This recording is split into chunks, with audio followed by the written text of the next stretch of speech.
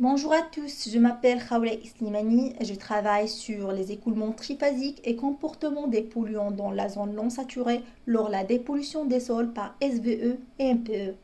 D'abord, le sol sous nos pieds est le substrat de toute vie terrestre. Dans ce travail, on s'intéresse à la pollution des sols par les composés organiques volatiles en utilisant l'extraction sous pression réduite comme une technique adaptée à la réhabilitation des sols pollués. Lors de l'application de cette technique, le sol se décontamine in situ en appliquant une dépression dans les zones polluées. La dépression créée provoque une forte aspiration de la phase gazeuse du sol qui se fait ressentir dans un rayon de quelques mètres à quelques dizaines de mètres selon les caractéristiques du sol et qui pousse les contaminants à se vaporiser et à se déplacer avec le flux d'air extrait qui va être traité ensuite avant d'être rejeté dans le milieu naturel. L'objectif de ce travail de thèse est d'étudier et ainsi maîtriser le comportement des trois phases en zone non saturée lors de l'application du SVE en utilisant des approches expérimentales comme l'étude de l'influence de l'humidité, la nature du sol et la monopollution, et ainsi des approches de modélisation par le logiciel comme sol. Les expériences de laboratoire sont conduites dans des dispositifs de colonnes de sol.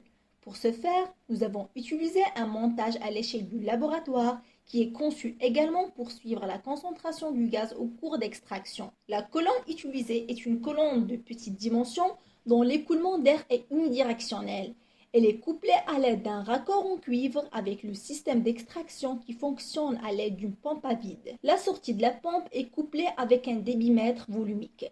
Le gaz extrait est analysé par la chromatographie à phase gazeuse. Deux sols modèles secs et humides avec une teneur en eau massique de 13% sont testés dans ce travail. Le premier est composé de 100% du sable HN31 et le deuxième est composé de 95% du sable plus 5% de kaolin en masse. Les quatre courbes présentent la concentration du MBK extrait en fonction du temps.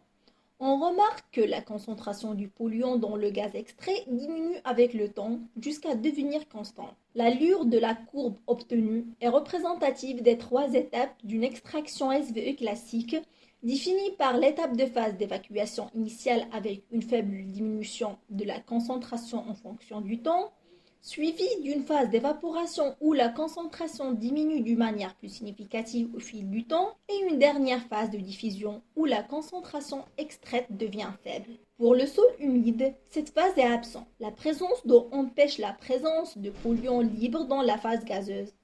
Les deux courbes en bas montrent l'impact de la présence d'eau sur la courbe d'extraction où les concentrations sont plus faibles par rapport au sol sec. Comme pour l'extraction du décane, les figures montrent les concentrations du toluène en fonction du temps en indiquant l'impact de l'humidité du sol sur la courbe d'extraction. L'absence de la première étape est expliquée par l'évaporation rapide du toluène due à sa pression de vapeur. On remarque que le rendement du sol 1 est plus grand à celui du sol 2. Cela est expliqué d'une part par le phénomène d'absorption du polluant sur les particules d'argile, ce qui rend plus difficile son extraction, et d'autre part par la perméabilité importante du sol 1 par rapport au sol 2, ce qui permet un passage plus facile du polluant lors de l'extraction. La différence entre les sols secs et humides est due par le fait que l'augmentation de la teneur en eau du sol peut diminuer la mobilité du contaminant et donc diminuer le rendement. L'augmentation de l'humidité du sol entrave l'absorption des molécules organiques par les particules du sol puisque l'affinité des molécules d'eau avec les matières organiques du sol est supérieure à celle de la plupart des COV, facilitant ainsi la volatilisation des polluants. Les résultats des tests SVE dans différentes conditions conduisent aux conclusions suivantes. La présence d'argile dans un sol pollué influence le comportement d'extraction des polluants. Deuxièmement, l'humidité diminue le rendement d'extraction. Cela est dû à l'hydrodynamique de la colonne en présence d'eau pendant la SVE. Troisièmement, la présence de vapeur saturante des polluants joue un rôle important sur le temps de remédiation lors de l'extraction sous pression réduite. Des perspectives pour les futures recherches sont prévues, comme l'étude de l'influence de la métupollution sur la SVE et ainsi l'amélioration de la SVE par des méthodes thermiques afin de faciliter le transfert de masse des polluants et en utilisant des approches de modélisation. Et merci pour votre attention.